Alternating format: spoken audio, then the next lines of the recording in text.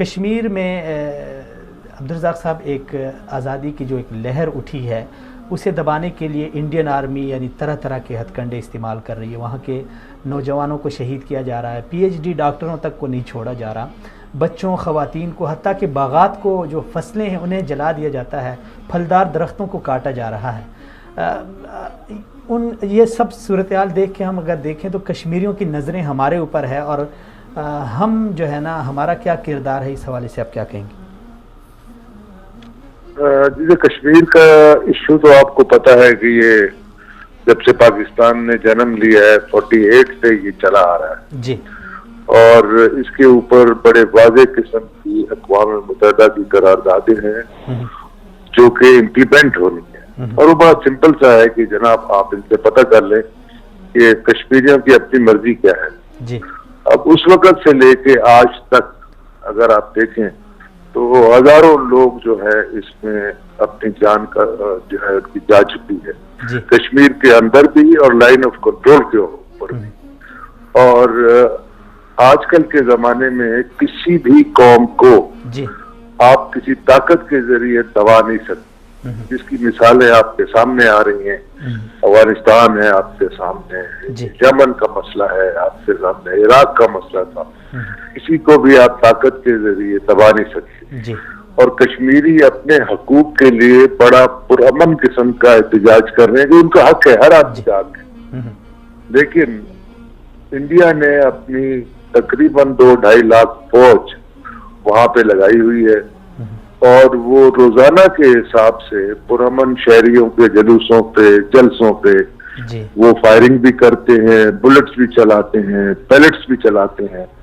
اور یہ ساری دنیا کے سامنے معلوم ہے اور دنیا کو معلوم بھی ہے کہ یہ ایک ایسا مسئلہ ہے جس کے اوپر پوری دنیا اس بات پہ راضی ہے کہ اس کا کوئی حل ہونا چاہیے.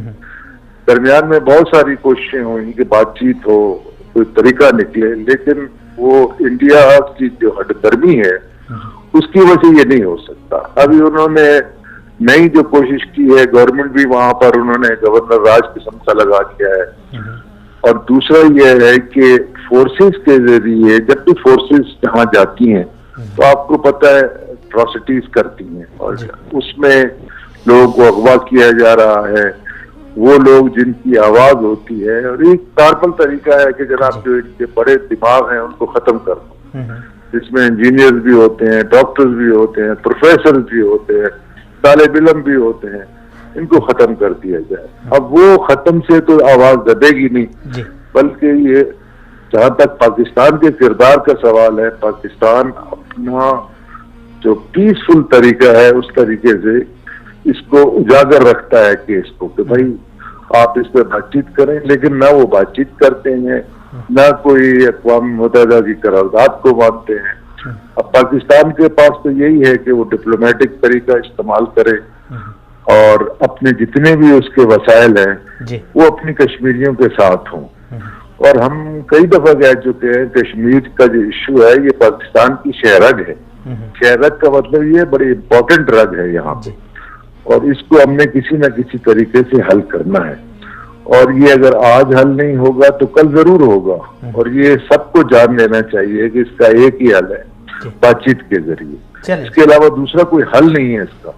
فورسز کے ذریعے حل نہیں ہو سکتا کہ دونوں قومیں جنگوں پہ جا چکی ہیں, بلکہ ایک جنگ نہیں 3 جنگ کر چکے ہیں, وہ بھی حل نہیں نکلا.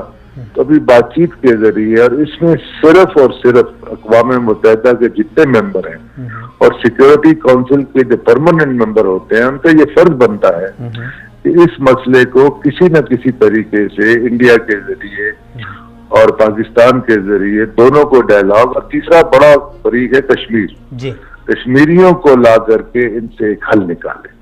ورنہ یہ اسی طرح یہ اسے ہم کہتے ہیں سمرنگ فائر, یہ چلتا رہے گا, آگ لگتی رہے گی, آگ جلتی رہے گی, اور دونوں طرف جو ہے وہ نقصان ہوتا رہے گا.